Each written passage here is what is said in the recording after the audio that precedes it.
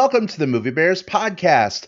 I'm Brad Harris, and along with my fellow co-hosts, we come at you every week or every other week or whenever we can get together when COVID hasn't knocked out 2/3 of the cast to bring you movie reviews of films that are either current or classic. This week, we're definitely hitting something from the current category with our review of Thor, Love, and Thunder.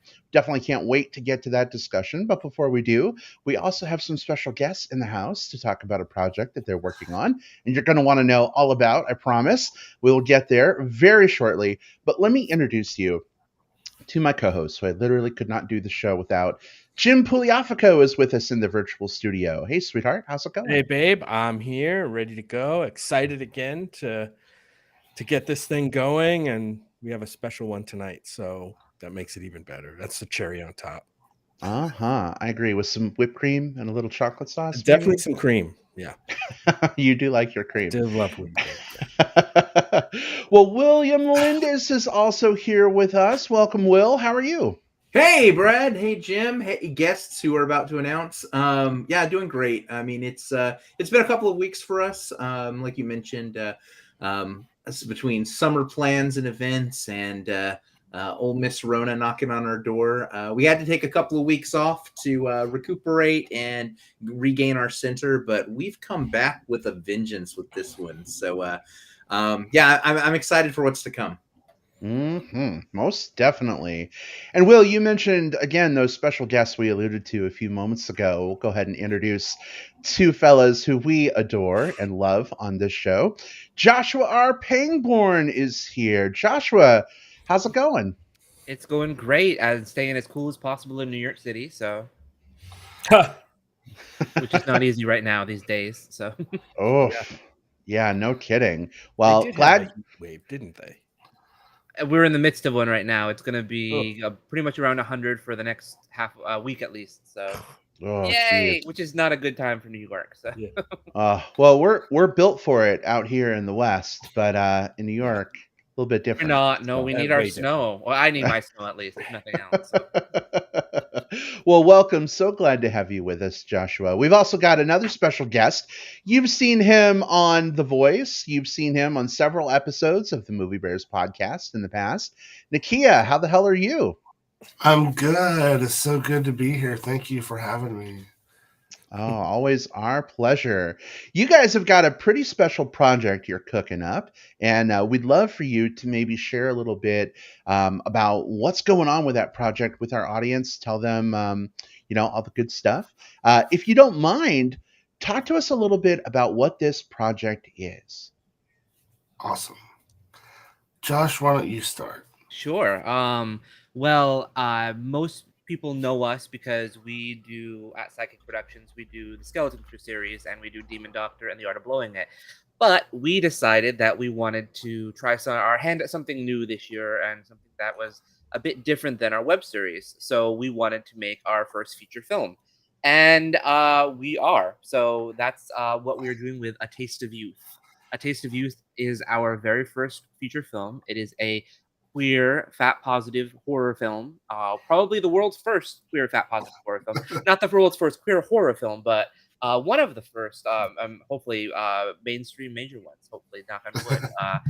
A24, hello, please, maybe. So, Yeah. But we are in the midst of putting together our A Taste of Youth, and Nakia is on board with me as the co-director of this film. And it is his first time co-directing a film, I believe, Nakia, right? It is. Yeah. He's so choked up about it. So getting into the directing game. It really changed everything. It really changed everything that I thought that I knew about doing any kind of film project.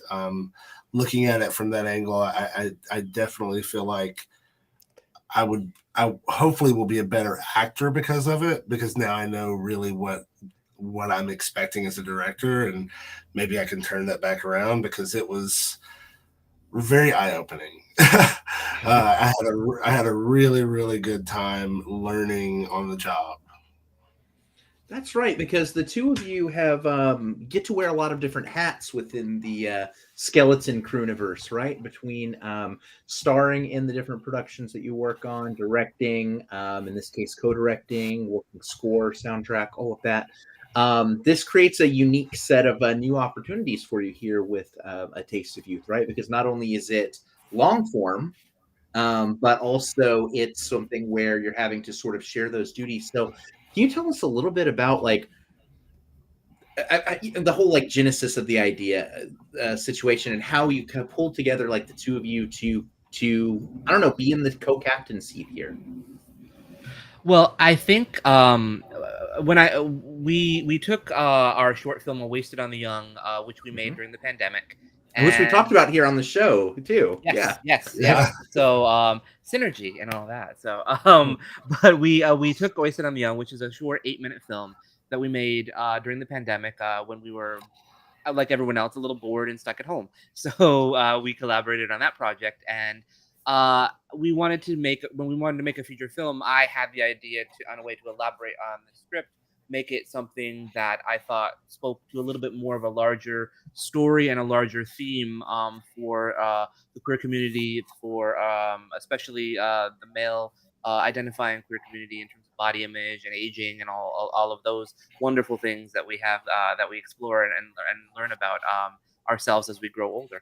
And I wanted to when I went to cast it, I knew that the 3 main characters that were from the short film were going to be the same actors who played those parts in the short film. So it was Ashley Monique Menard, Mark Eugene Garcia, and myself playing the three main characters.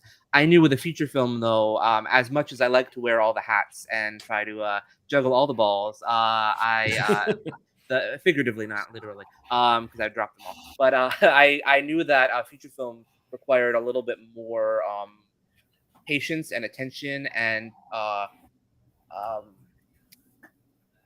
slowness on my part than what I usually give to projects. So I'm usually zipping through things, and so I knew that I needed somebody there who could direct when I was on screen, which was going to be for a lot of the movie. And I turned to one of the people I trust and knew would be able to be there and support the project as much and care about the project as much as I did, and that was Nakia. And I asked Nakia if he would be co-director in that case. And I said, "Oh my God, you want me to co-direct and score it and do the sound design and also have a cameo in it? Why not?" Yeah.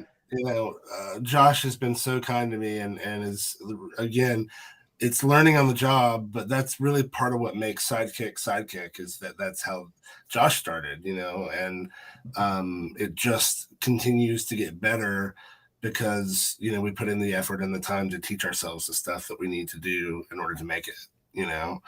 And I love that about us, and I love that about the community of fans that we have that follow us and are helping us to make the movie and have been donating to our Indiegogo and trying to get it finished and give it a life at a film festival. Because as you 3 guys know, no movie really is worth, you know, anything if it doesn't have a good film fest run. Usually it's got to have something. It's very rare that you don't see that happen. So that takes time and money, and that's the kind of stuff that we have to raise money for too. Not just the equipment, not just the stuff, but the, you know, flying to film festivals, all that sort of stuff has to be paid for, and we're just doing the best we can to get by with all of it, you know. Well, talk to us a little bit about that fundraising campaign, if you don't mind, because you're absolutely right. You've got all the nuts and bolts creatively to make this phenomenal film, but you've got to have the financial resources, right, and the ability that goes along in order to make something like this. You guys are doing some crowdfunding, is that right? Yes. Over at Indiegogo, you can just go to atasteofyouth.com. Which is right there in tiny print underneath. Very tiny print on my background. That looks much better on Facebook cover image probably, but yeah, atasteofyouth.com. It's will take you directly to the Indiegogo page where we have been fundraising, and we have this fundraising challenge that we're trying to beat right now. This one funder has actually offered to give us another $1,000 if we can find 10 people total to give more money.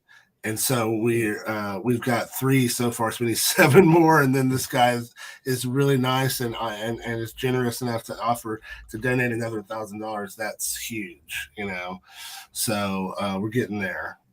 But it's a lot of work to also run even the Indiegogo while we're also editing the film, while we're also marketing and planning. It's crazy, but it's for me, as you guys know me from music, you know, it's a complete 180 for me, but at the same time, it's familiar enough that it works for me. And I get the biggest thrill out of scoring stuff and the biggest thrill out of seeing the stuff that Joshua creates come to life.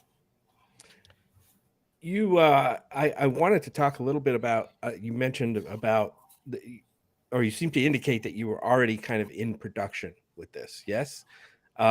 Maybe you could talk a little bit about that, like how far you are along in the process, even though, I mean, normally people think, you know, Indiegogo or whatever, they're looking for money to get the project started, but you guys are already there. So why don't you, that may help people say, hey, we just need to get it, you know, past this point, Right. and kind of to the end. Absolutely. We have I hesitate to use the word finished, but we've done what I'd like to say is principal photography. And that is it's a very it's a very different beast than making web series. And I'd never done, as Nakia said, we teach ourselves along the way. I'd never done a feature film before. And one of the things I focused on was making sure we had a very compressed timeline for shooting, because when we do Skeleton Crew or Demon Doctor, we shoot those usually one Saturday a week for 9 months. And then, so everyone's got different hairstyles at some point, and it's winter one day and summer the next. And it's, I knew with a feature film, we had to pay attention to continuity just a little bit more than what we usually get to. So so we did a lot of principal photography already, and we did a lot of paying for all of those things up front. So it was a lot more of an expensive experience than I thought it would be too. At because again, that's usually spread out over 9 months when we're paying for and funding the project. So this has been an interesting experience on that side too, learning that we should probably have a little bit more money starting the process off. But Yeah. what we're doing now is looking at what we need to do for reshoots, what we need to do for pickups, what we need to do ADR. for ADR, which most of your fans, I'm sure, know what ADR is, but if they don't, it's recording audio after the fact, because audio was not recorded properly in the midst of the scene.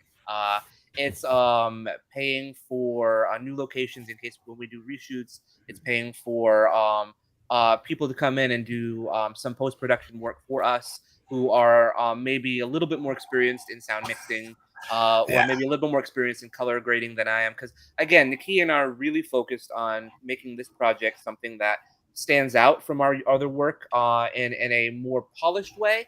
Not without losing any of the spirit or heart of what we do at Psychic Productions, but in a way that I think will be what we hope is something that tells people, hey, this is what we can do when we've got money behind us, even a little bit. So if you give us a lot more, and think about what we could really do with it then, and we could really do with making fat, queer, positive, sex positive stories for people. So Joshua and Nakia, one of the things that I think would also really help our audiences, especially those who, you know, we have a wide variety of different people that listen to the show for very different reasons. Some within the LGBT community, and some who are just allies. But can you tell us a little bit, you know, what's the film about, and who's the audience? Who's it going to get its hooks into? Josh, that's all you. It's your story, so you tell us what it's about. Well, I mean, I think primarily it's going to be for a horror audience, but because it's a horror film. Now, it's not a horror film in the sense it's a traditional slasher. It's much more of a morality horror. It's much more of a psychological horror. It's much more of along the lines of Rosemary's Baby meets American Werewolf in London. So it's a little bit camp, a little bit scary, a little bit sad, a little bit all of the above, but all in a fun way. I love atmospheric horror, but I also love camp horror, and I love to find a way to fuse the two together. So I would say a primary audience for that would be anybody who loves horror, but especially anybody who is looking for queer horror, and especially anybody who's looking for fat positive and body positive and sex positive stories. So it doesn't necessarily have to be people who are looking for queer stories. It could be people who are allies who are looking for body positive or fat positive stories. But that's sort of the market, I think, is what we're looking for that. I think also people who just enjoy love stories too, a little bit, because this is a love story. This is also a story, I think, that, and we haven't really talked about this at all, Nakia, but I think this story is one of the few out there that has a main character who is asexual. So it's for an audience who's looking for an asexual representation as well. And I think that is something that you really don't see in mainstream or any real material mainstream media. There's not a lot of it out there, yeah, for sure. And as far as the story itself, is about Mateo, played by Mark Eugene Garcia, as he's nearing his 46th birthday. He's going through a midlife crisis, like a lot of people do around that age, and he is regretting the amount of years he spent working for a law firm that doesn't seem to appreciate him. He's regretting how he's let that change himself, and he's regretting how he's feeling very down on his appearance, how he's aging. He doesn't like the idea of aging, basically, and he is open to finding a way to change that, whatever it takes. And it goes in directions that are sad and horrific at times. So. Awesome. Well, thank you so much for telling us and our listeners about the project and letting us know about the Indiegogo. Of course, we'll be happy to include the link to the crowdsourced campaign page in our show notes. So listeners, if you are listening through the magic of digital tape delay, by the time you're listening, we'll have that link in the show notes. Feel free to hit that up. But Joshua and Nakia, could you do us a favor and just let our listeners know how they can connect with the project online? Yeah, so at A Taste of Youth on Instagram, on Twitter, on Facebook, or the easiest way is atasteofyouth.com, and that'll take you directly to the page and where we've been posting all the updates, all the cast announcements. We've been doing individual cast announcements for several weeks because we had about 20 something people in the movie. So, and we're just getting ready to do a crew announcement to thank them, and we're getting close to the end of the fundraiser. So, thanks again for having us on to talk about it. Hope it helps. Thank you so much. You know, we're big fans of the fact here that, like, look, there's a lot of different options out there for film, but you know, we hear from people all the time, like, everything's a franchise, everything's a sequel, everything's a big blockbuster. Here's your chance to kind of put your money where your mouth is, quite literally. You know, this is a film that is it's horror. It speaks to our community, both the body positive and the LGBTQ side of things. And you have the option right now, listener, to help get this made. So I hope everyone listening goes to the website, goes to the Indiegogo, and kicks in today. Yeah, I know. For me, like, you know, a lot of my favorite film moments or thrills have come out of indie, right? Out of things I've seen at festivals that nobody ever heard of before. This is a chance for our community to support something that's probably gonna, you know, I'm excited to see it, and you were one of our donors. Thank you, Jim. Oh, you're welcome. Yeah. Maybe I'm not done yet. I don't know. Maybe I'll be one of those, you know, $10,000. No, that's not happening. But... Oh, if wishes were horses, we'd all ride. Just a moment. There was just a moment of Brad's eyes getting wide. I was like, okay. I mean, I'm down, but let's talk about that. Speaking of donations, though, Hammy, big friend of the show, says late to the party, but I will be donating. Good luck. Oh, thank you, Can't Hammy. wait to see it. Thank you so much. Yay, Hammy. Thank you. That's a good note to leave on. Thank you so much for having us. It was our pleasure, guys. Good luck with the project. Can't wait to see it, and we'll catch up with you guys again soon. Take care. Thank you. Have a great night. Bye, guys. Bye, y'all. Our pleasure.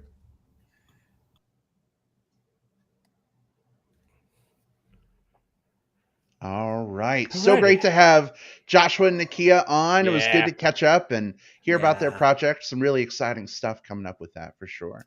They're great. We love having them on, and yeah, we'll be following the news on the release of the film. It's these films always go through several different stages, and it's a lot of milestones between here and there. But I think we'll try to keep people up to date and on any of the big announcements there. So.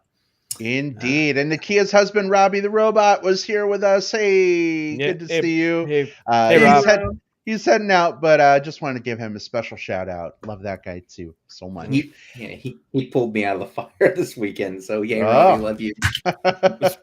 Wow, it was great seeing him and Nakia for a hot moment at Bigger Vegas at the pool at Bigger Vegas. Yeah, it was great. Before we came down with COVID. And it brought that party crashing down. For us. Anyway, that's neither here nor there, except for the fact that we took a couple weeks off. As Will mentioned earlier, Miss Rona showed up and she kind of crashed our party for a bit. It's great to be back though, and we've got a big movie to talk about as part of our return to our normal schedule. We're going to be reviewing Thor, Love and Thunder. It's been out for a couple weeks at this point. I think probably most people who are going to see the film have probably already seen it. Some people I know have seen it 3 or 4 times already, in fact. So that's kind of like us, babe, with Top Gun. We enjoyed it so much we went back, 3 more times. But we're going to talk about Thor, Love and Thunder spoiler-free. Even though most people have probably seen it, we're gonna give it its spoiler-free due for about 10 minutes or so, and then we'll give you a fair warning before we open up that can of spoilers and dive into our full review. Jim, Will, are you ready to return to New Asgard and ride on a goat boat? For New Asgard. Flick. Yeah. All right, let's do this. Here we go. Our review of Thor, Love and Thunder.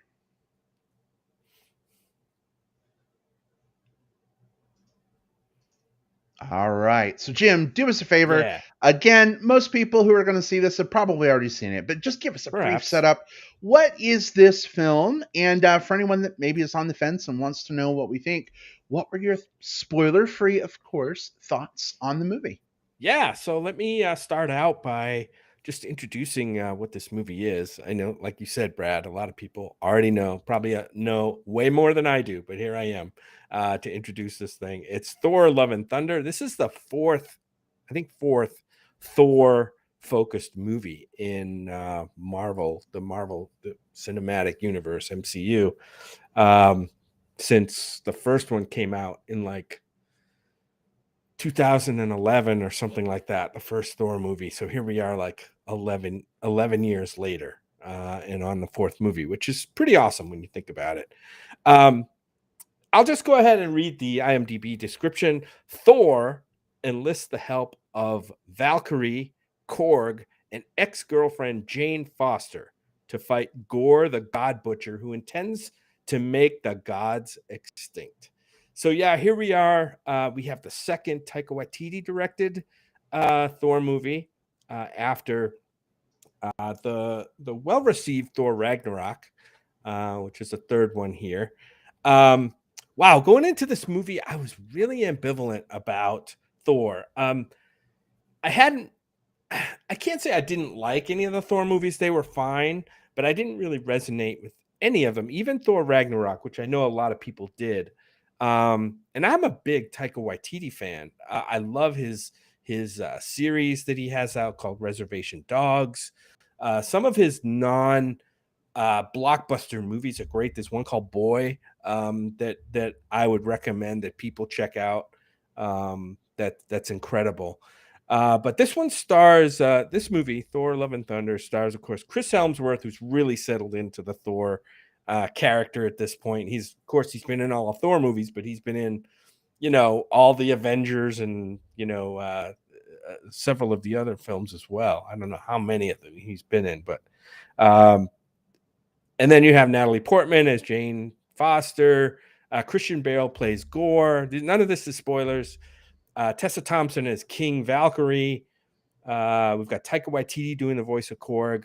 Russell Crowe is in this in a fun role. And then we have, almost all, I think, or all of the Guardians of the Galaxy appear in this film. And then there's some kind of spoilery brief cameos that we won't mention until we get into spoilers because they're uncredited. You won't find them in IMDb. But yeah, my general impressions are, not to take up the whole 10 minutes myself, but my general impressions are I didn't expect a lot from this movie, and I actually ended up really having a good time with this movie. Is it a perfect movie? Is it a masterpiece? No, it's none of those things.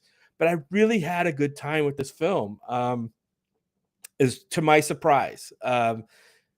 Maybe it was the fact that we hadn't been in a movie theater in 2.5 weeks. I don't know, but the experience was fun. I like this movie, and I'll probably will catch it again, maybe when it gets to streaming. But yeah, this movie gets a thumbs up from me. I would say if you haven't seen this movie already, I would say see it. It might be one of those love or hate things. I don't know, but I was kind of on the love side. That's it for me. Wow. Yeah. That's a rarity for you Yeah, on Marvel properties, It Jim. is. So It is. that's Yeah. wow. Yeah, had a lot of fun. I feel like my whole world just tilted on its Yeah, axis. your world is right. All right. Well, thank you so much for sharing your thoughts, babe. Let's move on to the redoubtable William Lindis. Will, what did you think about Thor: Love and Thunder? All right, so if Jim fell on the love side, do I fall on the thunder side? And what does that even mean? Maybe you do. I don't know. I will say that I enjoyed this movie. I enjoyed especially the back part of it. This one is probably lower in my. I mean, probably. I don't need to qualify it that way. This one's lower in my overall MCU rankings, and it's because there's a lot of good stuff that the movie gets to, but it is also, I think it's fair to say that it's the messiest script that MCU has put out. It is a very messy movie, and for some people, I think that that's actually like a feature, not a bug. You know, this movie does throw a lot at you early on, lets those pieces settle in, and then it kind of falls into the story at the back part of it. So I think there's some people that's going to 100% resonate with. For me, there's just long stretches of this movie early on where it's trying to get its footing and trying to get to the story that it wants to tell, or the stories that it wants to tell. And for me, the movie really clicks in once it gets a little bit more singular in its focus, which is sort of in the last half of the movie. The humor is very Taika Waititi, and I think for the most part that works. I think there's, again, some parts where the joke maybe runs a little bit long, but again, humor is the most subjective part of anything that we'll discuss on this show.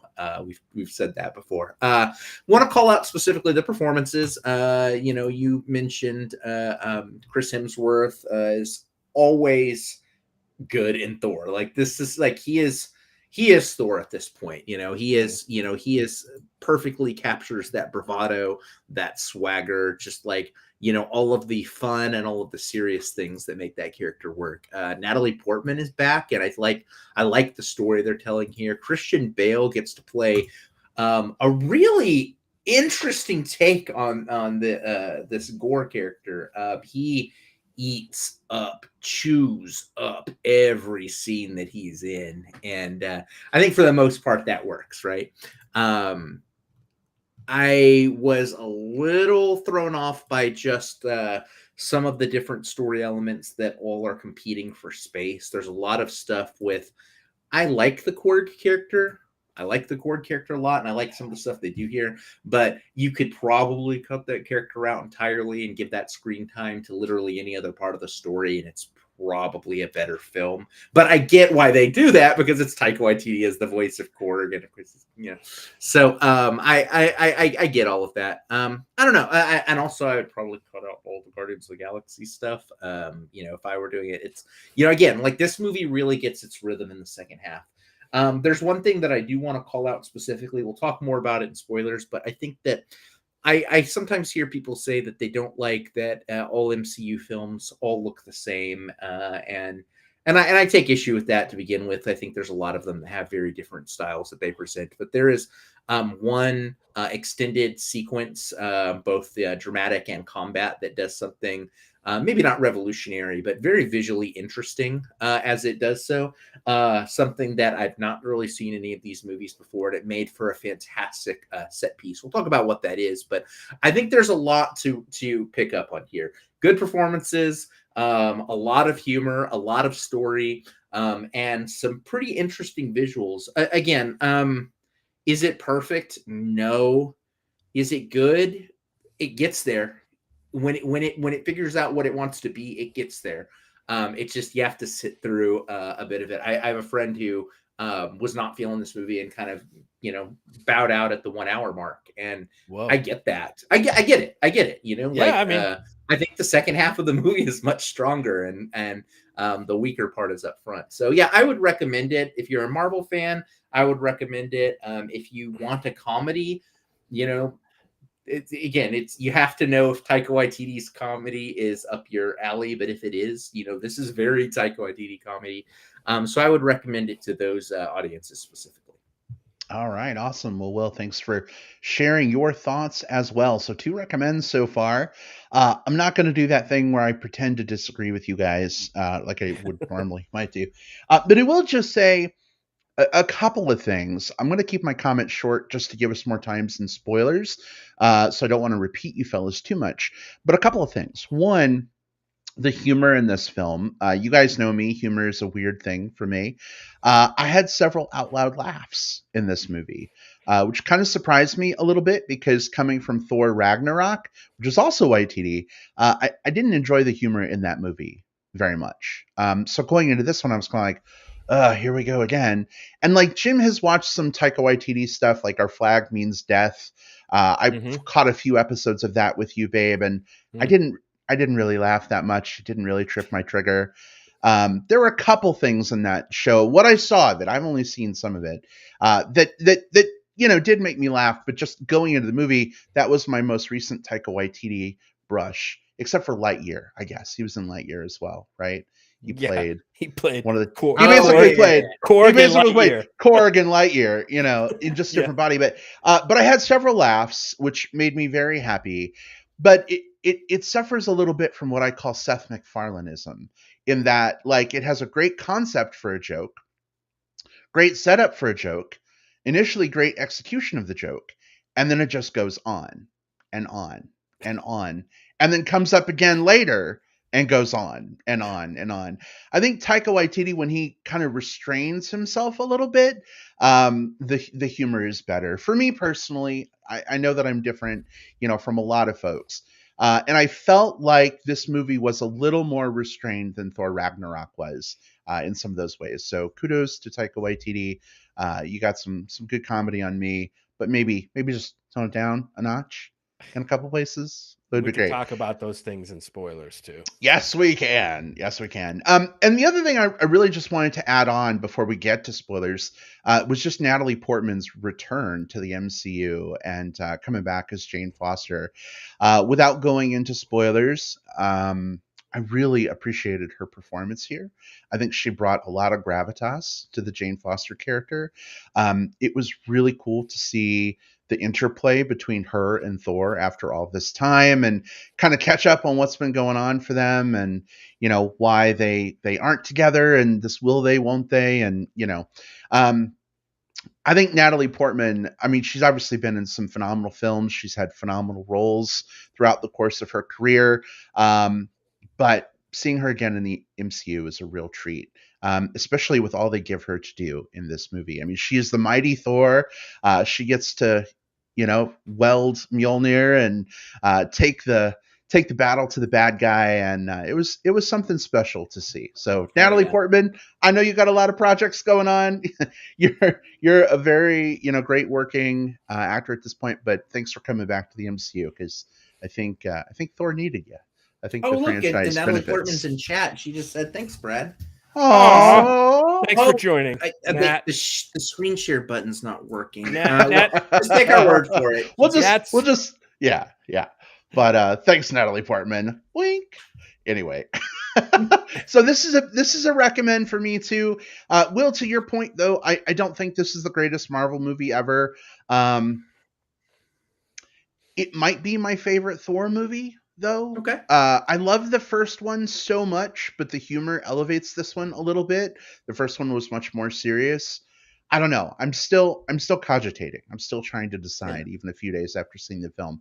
But regardless, it's worth seeing if you haven't seen it already. But again, the humor mileage may vary. So there you go. 3 recommends from MBP. Dun, dun, dun, Yeah. dun. Cool. Spoilers. Are we ready? Because that's the bread and butter of our discussion. Ready. All right. Then I'm going to call down a rainbow bridge that will take us to spoiler land. Here we go. Yes.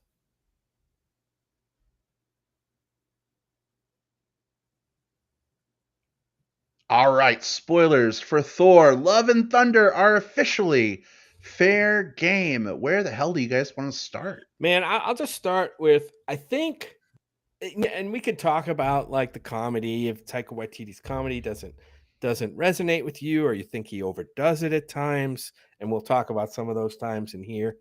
I actually think he's best when he uses comedy to kind of set up more dramatic stuff. I mean, he did it in Jojo Rabbit, right? We talked about that film, which I think is a great film. It's a really emotional film. I think this film is an emotional film as well, where you have the Mighty Thor. Is that her name? Played by it's Jane Foster as Mighty Thor. I don't follow the comics, so I don't know a lot about her and her character, but I really loved it, and I love the fact that they stuck to the stakes that this movie sets up. I think, right? And we'll talk about the ending too, but I think the movie sticks to its stakes. There's no I don't think that it pulled its punches to get its emotional its emotional bang at the end. So yeah, I think Taika Waititi is best when he focuses, uses his humor to set up like more emotional stuff. And there was some good stuff in this one between, like I said, certainly the Jane Foster character, even the girl character, I forget her name in this one. Do you? Which one? Valkyrie? No, Love? the young girl. Oh yeah, okay. The younger girl. No, I don't remember her name. Doesn't he just call her Love? Love, right? At the end, her name is Yeah. Love, right? Right. Yeah. So I thought that was good. There's also a young boy character in this movie that I guess is the son of some other character that I don't really even know. Heimdall, yeah. The Idris Elba character who summoned the portals. Yeah. And I thought he was fantastic. Also, Taika Waititi does great work with kids. I don't know if you noticed that, but like in Jojo Rabbit, in this film, in that film Boy that I talked about, it's all about a group of kids. Reservoir Dogs is about a group of kids. So I think for the Wilder People. Yeah, Hunt for the Wilder People, right? I think so. I think to his credit, I think that's one of his strengths. But anyway, that's just a couple of the things that I noticed about the movie. I think it's helpful to look at the kind of what the source material for this one is, because it's really taking two sort of modern classic Thor comics. And by modern classic, I mean books that have been released within the last 15 years, these aren't drawing back from like the 60s and, like old school comics. But those two things really inform what the story is, because these are the stories they want to tell. One of which is the Mighty Thor comic, which that run is fantastic. Absolutely should read it. I hope that's what people do take from this. Read more comic books. Comic books are cool. And in that one, Thor can no longer lift Mjolnir. He no longer feels himself worthy. And all of a sudden there's a new Thor, a female Thor. And he spends like the longest time, and we even as readers don't know who it is. Like we're trying to uncover the mystery. And I mean, we're here in spoilers and we can't not talk about the comic with it, but you eventually find out it's Jane Foster, and she's not only is she now Thor in this Mighty Thor book, and everyone has to deal with that, but at the same time, she's dying of cancer. And while she's Thor, she is innervated, but at the same time, it's taking a toll on her body. We get to see that story as it's told play out so beautifully. I think that's my favorite part of this movie, by the way. That story and the sort of like the 500 Days of Summer montage. Thor and the Dying Girl. Yeah, but The Fault in Our Thors. The Fault in Our Thors. And then the other story is from Thor: God of Thunder comics.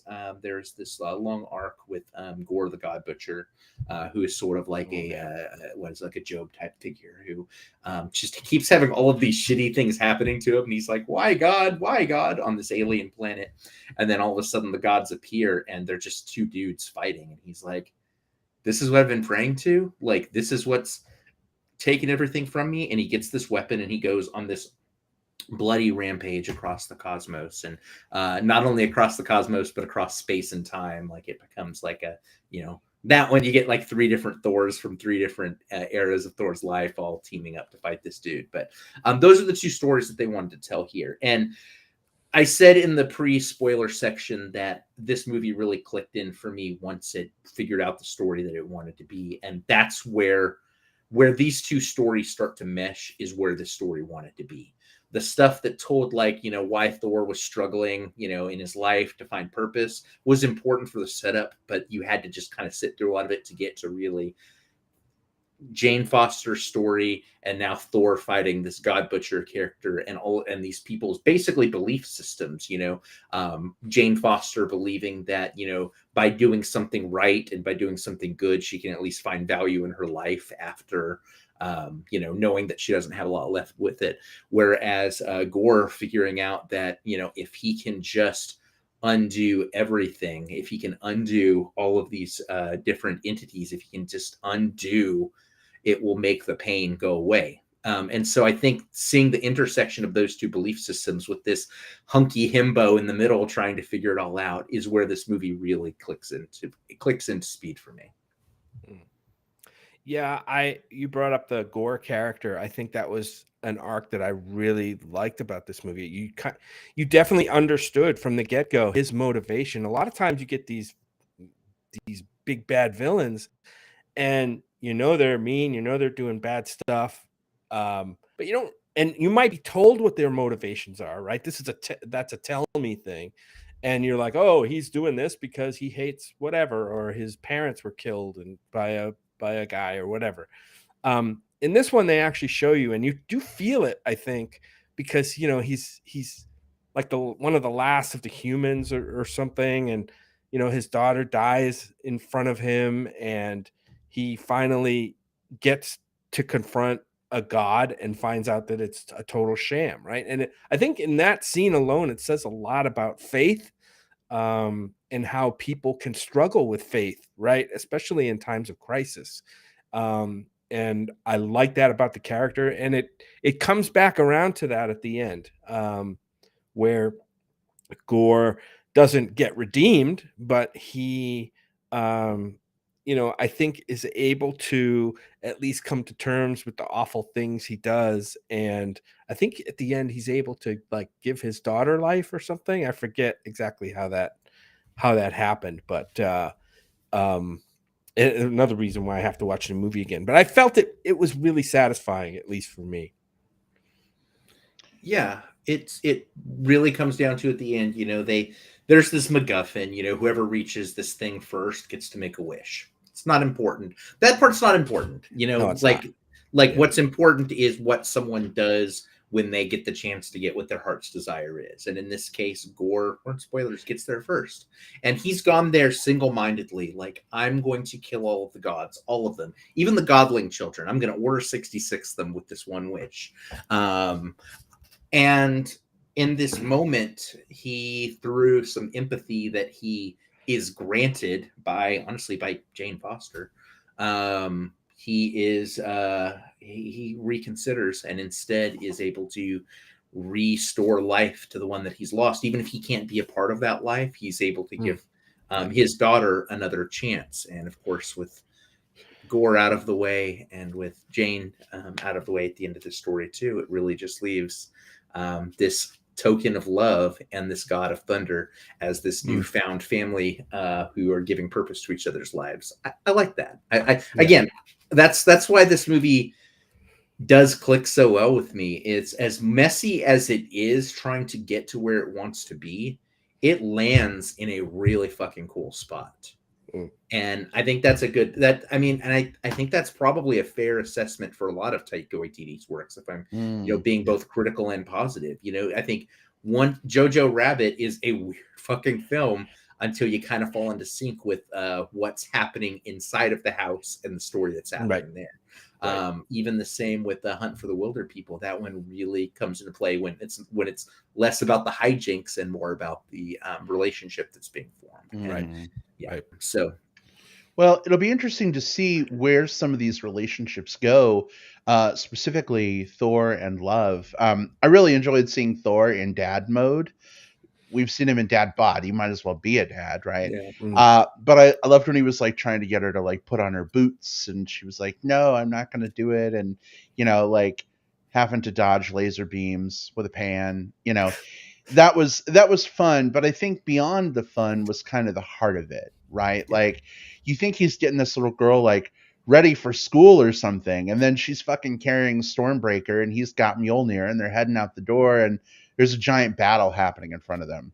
And so, they jump into the fray, and I'm just curious, where this is going to go from here. Like, is the next movie going to be Thor and like a quick aged version of this girl? Does she grow up in like a small amount of time or something, and now she's a new hero fighting alongside him? Maybe it's in the comics. I have no idea. But I'm really curious what they're going to do with it. This is new territory. I would love to see. I don't know where Chris Hemsworth stands in terms of playing Thor, for how long he's going to do it. But I would like to see him do at least one more Thor film, whether it be with this character Love, to get her kind of going in some direction or not. I don't know. And did I hear that the Taika Waititi was already lined up to do the next Thor movie or something? So yeah, from a lot of what I've been hearing, they don't even know who's lined up for what. I saw one thing where apparently like even the end where it's like Thor will return. Right.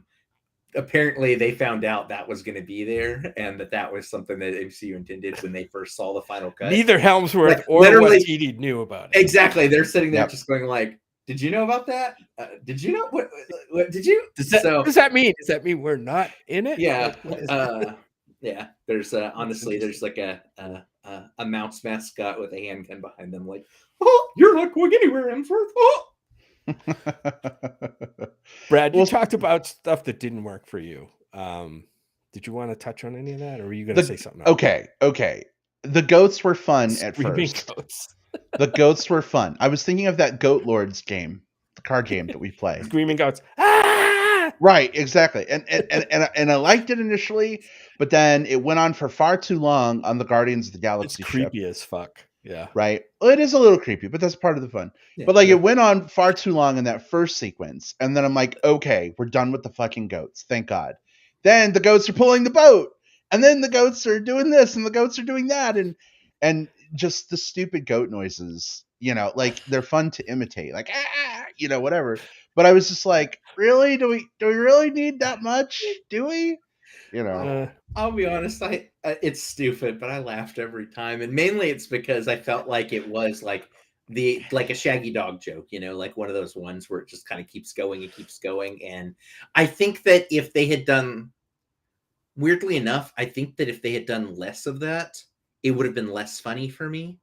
I think like it got funnier because of just how absurd it was that they kept doing it. And I did like kind of like the final one where they're like going towards the planet and they like fucking like scream while crashing into the black and white planet, which I do want to mention. I talked about that in the pre-spoiler section. The black and white world was that really visually interesting spot that I thought was just breathtaking to watch. This really small planet, everything's in black and white except for things that are just sort of lit up by a little bit of magic or magic weapons or something like that, giving just like the lightest little sepia toned like hint of color. I thought that was very visually interesting. It made, like, when I think about fight scenes from different movies, I have to think about like the thing that I grab onto, the thing that hooks me. the subway fight scene from Shang-Chi, the black and white world from Thor: Love and Thunder. Do you remember a few years ago when that app came out that let you turn a photo black and white, but select like an area to still have color? Uh-huh. And like everybody had a profile photo of them in black and white, but like they were wearing a colored shirt or, Their that's eyes what I are blue thought or about. whatever. Yeah. Right. Yeah. That's what I thought about with this black and white world. Like it was cool. Like visually it was Yeah. interesting. But like when things would light up because of the hammer or Stormbreaker or magic powers or whatever, like part of their clothing would turn in color. And I don't know. That's kind of what that made me think of. Yeah, that's a little fair. bit. Yeah. What we talked about the Korg character a little bit, and then of course that's voiced by Taika Waititi, and we've seen.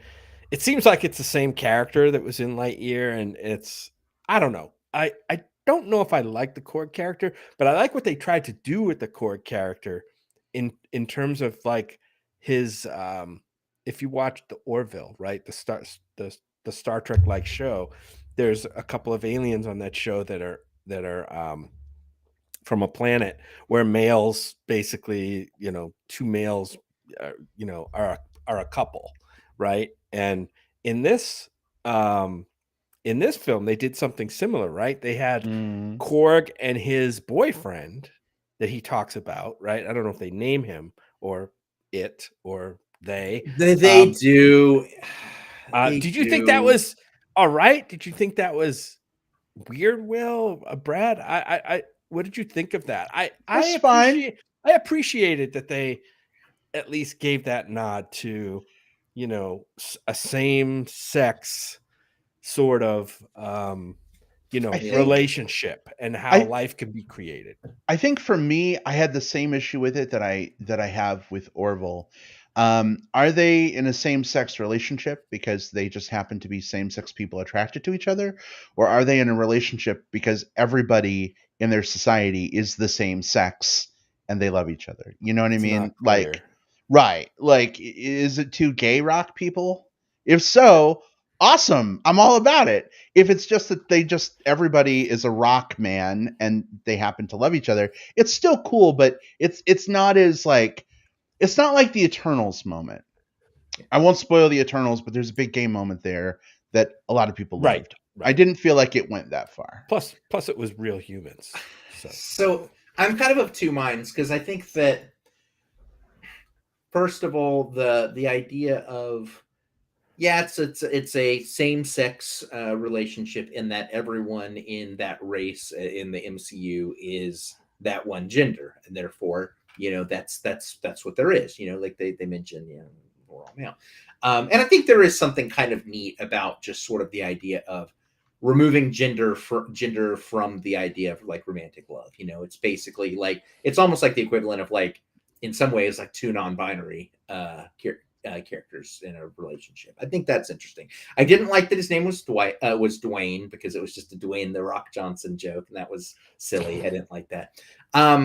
But the flip side, I didn't get that well. I did not get that. I don't know if this is a good pick or a bad pick, but like in the comics, the character exists, and he's one of like Thor's friends from the Planet Hulk stuff, and he is in a same-sex relationship, but it's with this dude named Heroim who's like from another like alien species, so it's more blatantly homosexual in the comics. So I feel like that's the one thing. Like I like the idea of just sort of like an agender like a relationship. I think that compared to status quo, there's something that is queering about that within sort of general like what we would expect one man one woman relationship.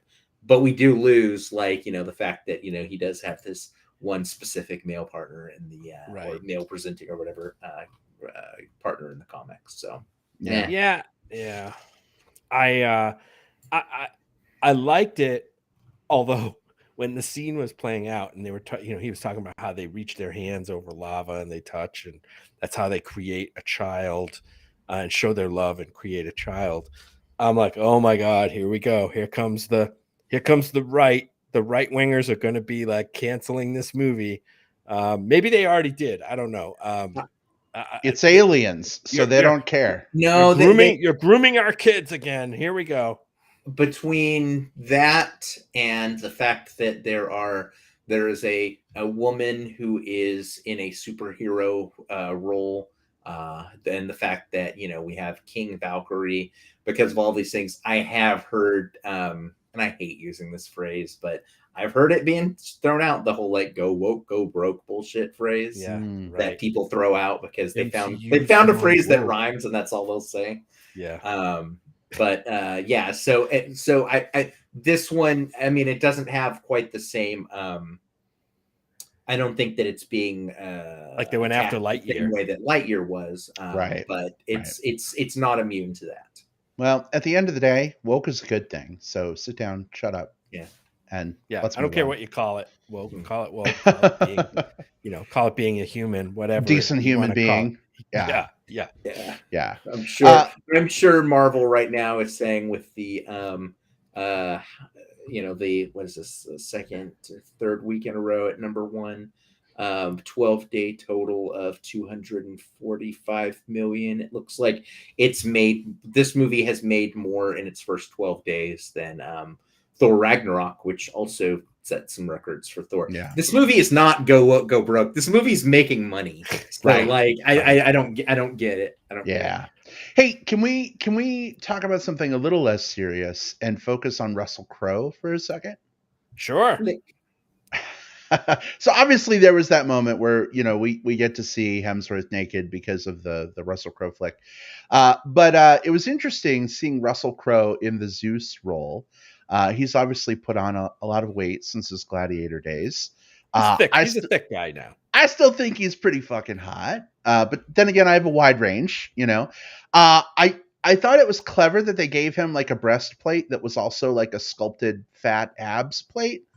But I kind of wish we could have seen him like, I wish we could have seen him in just like a toga, like in his, like in a lot of the depictions, from the ancient times.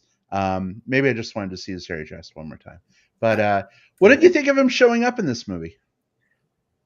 I thought it was neat. I don't, obviously he's changed, right? His body type has changed, and I think that's probably somehow hurt his chances at roles, right? But to see him come in this movie and be willing to play like a semi comic character, I guess, I thought I liked it. I liked it a lot, and we'll talk about the post credit scene later. But yeah, I was fine seeing Russell Crowe here. It was good to see him. He's still. I want to see him in more stuff now, shirtless or unshirtless, whatever. I'll tell you what I liked, and yeah, we're this is a bear podcast, and Russell Crowe has moved into Daddy Bear territory, and I think that's like worth noting. But I think the other thing that's worth noting is Russell Crowe used to have a very, very specific persona that he put out as an actor when he was sort of in his like Gladiator to A Beautiful Mind era of Russell Crowe. Like, he presented himself in a way, and there were jokes at the time about like, Russell Crowe is so self-serious he thinks his acting can cure cancer or something like that. I think that this was sort of the vibe that he put off, and that is not the vibe that he puts off here. This is a dude who's going for gusto with a very, very weird performance in a very, very weird role. And I think that's cool. Like, honestly, I'm getting vibes of like, so Jeff Goldblum also did that in the last Thor movie, but the big difference is like Jeff Goldblum has really been cultivating like a personality as a weirdo lately. He's always been the weirdo. Yeah. So seeing Jeff Goldblum play weirdo is fun. Seeing Russell Crowe play weirdo, it's and embrace it. Yeah. Yeah. And so, I was interested. The accent was absolutely weird, and I don't know if I liked it, but I had fun with it. And I am very interested in who they've tapped for the follow-up based off of the Stinger scene. So Brett Goldstein from Ted Lasso, that's where I recognize him from, at least. I first saw the hairy chest because that's where the camera is like focused, because he's like crouched down in a superhero pose, and I'm like, oh, is that Brett? It's got, and then the camera pans up, and I'm like, yep, it's Brett. I have an eye for these things, guys. What can I say? But I don't know the character that he plays. So, Will, as our comic aficionado, is there any background you can provide on like who he is? Yeah. Hercules, So, right? yeah, Jim hit it nail on the head. It's Hercules. Hercules in the MCU, or not in the MCU. Sorry, we don't know what Hercules in the MCU is except for this. But Hercules in the Marvel comics is a long-running character. He often gets presented in sort of like the Pantheon related like storylines, but also dude was like in the Avengers for a long stretch of time. In addition, so he's another dude who's just sort of like big bravado, strong guy. He gets to play both as like a counterpart and a foil to Thor in the comics. They also did some stuff fairly recently with him, which I doubt they'll do, but I really wish they would. There was like an alternate reality version comic book where he and a version of Wolverine were in a queer relationship together. And that was amazing because, I don't think the two of them have ever like been in the same room as a razor. I mean, I'd watch Brett Goldstein and Hugh Jackman in a queer relationship. Can we make that happen? Please. So I don't think that's the route they're going to go here with, but I'm interested in seeing it because Hercules is a character who has within the Marvel comics, he's got legs. There's stories to tell there. I'm interested in seeing which one they end up telling. So this is the Hercules that's the demigod son of Zeus and Hera. Yes. Okay. Yes, this is he's part of that pantheon. He is like, it's sort of like Thor, like in the comics, in that, he is a demigod, he's a superhero, he comes from this lore, but he also exists kind of like on Earth in this like modern era stuff. That's Hercules sort of like overlaps that a little bit. Just to gotcha. Yeah. Okay. So looking forward, since I don't know the comics, are the gods kind of maybe organized by Zeus now pissed off at Thor? Is Thor kind of exiled because of his pseudo attack on Zeus before he went and battled Gore? I don't. I guess what I'm saying is, are they gonna be at odds in the next movie? I mean, he killed a god to stop a god killer, so even though he didn't die, right? Well, but Thor doesn't know that, right? From what Thor knows, Zeus is dead. Yeah, lightning bolt to the heart. Yeah. So I mean, to be fair, like I think this is certainly an area where, and I applaud them for doing this. They took these separate, again, the comics I mentioned before, the Jane Foster and the Gore the God Butcher story. Those comics don't really super overlap, a lot. But what we do get to see here is like how they weave into one really, really firm story that turns into something completely new and completely different. So I don't know what's happening next. I don't know where. So there is no like Thor versus the gods comic that you're aware of. I mean, honestly, the big one, like most of the versus the god stuff. I mean, there's so many different gods in the Marvel comics that we could talk for hours just on the different ones. But like in the comic, the Gore the God Butcher stuff is more explicit and longer running, in that like a lot more of the pantheons get really like whittled out. It's a darker story. Yeah, and I think that was one of the knocks against this movie, is that they chose not to. They either shot it or left it out, or they just didn't go there, showing Gore actually butchering gods. They had one scene of dead gods, I think, like hanging, like Well, we saw like kill one. We saw images, right, of a bunch of the gods that he killed on like a TV broadcast on the Guardian ship, but we didn't actually see Gore. Yeah, besides the gods at the opening, which, by the way, Hunky Bear God, yes please. Yeah, that was very nice. Sorry he died, but he was a dick, so maybe he deserved it. Yeah. I don't know, but yeah. Any final thoughts on Thor: Love and Thunder before we wrap up? I just want to say, Brad, I know one of your big laughs was the kids battling against Yes. Thor with the kid with the bunny rabbit with the laser, with the laser eyes. Yes. I thought that was awesome. That was amazing. Yeah. That was really fun. But That was well I just thought what they did with the kids there was pretty good. It could have been really goofy, and I guess it was a little goofy, but it worked. I thought it worked. It needed to be goofy because think about what we're talking about here. Like let's get real for a minute. We live in a 2022 where shitty things happen to school-age children, right? Yeah. And so it was nice seeing like in this movie, like there were stakes, and we felt that something bad could happen to these kids, but we got to sort of play in an empowerment scenario instead, where we got to see them, their stressful situation, we'll call it that, turn into something fun and heroic, because it doesn't happen that way in the real world. Right. And I think that we need some of these breaks from that. Good point. We need some of these breaks from that sometimes. Indeed. I'm talking about gun violence. Gun violence sucks. Just in case anyone's listening to this. I'm like, why don't we just say the thing that we're talking about? Yeah.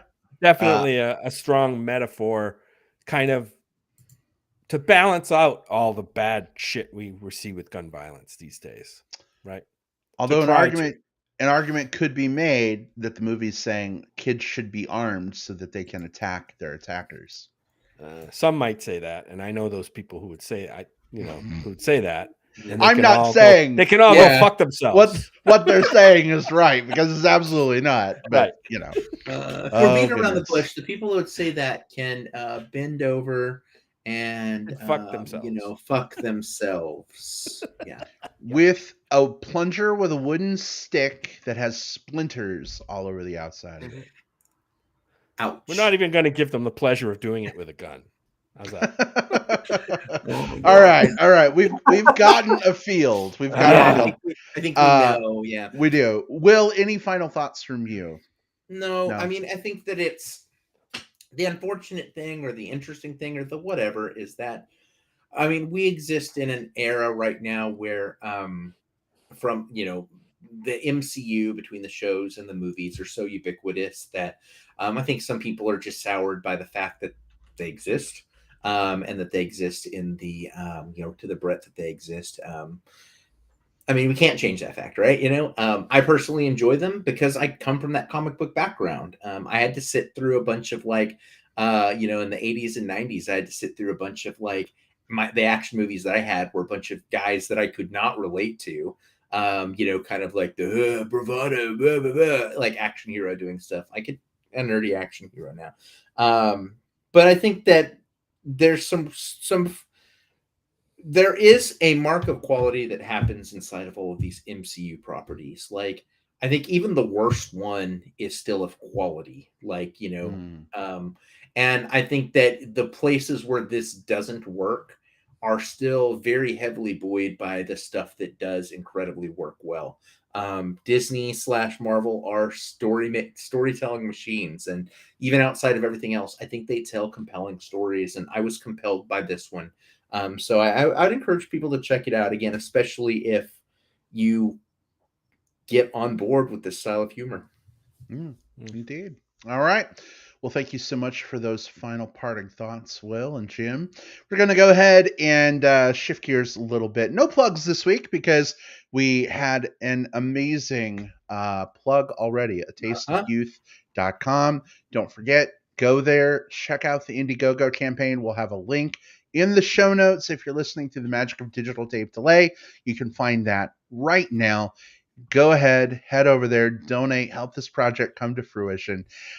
Jim, Will, let's tell folks how they can get in touch between now and our next recording. Jim, where can people find you? You can find me on Twitter. That's where I mostly hang out and interact on the social medias under my Twitter handle at JJP Out West. My initials JJP and then words Out West all together, like right here on the screen. And you can also find me on Facebook under my full name, Jim Pugliafico. All right. Thanks so much. Will, where can people find you? Hey, you can find me on Twitter, on Instagram at Whatever Cove. You can find me on Facebook. I'm William Lindis. Just send me a message first. I like to know who's adding me before I add you back. I'm on letterbox.com where you can rank and review films. Search for William Lindis there. And still over there on TikTok, I'm at the Movie Bear. So find me on socials. Let's connect. Let's do it. All right. And folks, you can find me on Facebook. Just look for Brad Harris. I'm the Brad Harris that likely has Bear Chub Chaser friends in common with you. Again, though, just shoot a message first. If it makes it to my inbox, hopefully it will. But sometimes Facebook spam filter is a little aggressive. So if I don't respond, shoot me another message. But let me know you're not a bot, that you're a real person, and would be happy to add you and talk movies sometime. Folks, thanks so much for hanging out with us this week. It was a pleasure, and we will see you all next time. Take care. Bye. Bye. Be good to each other. Bye-bye.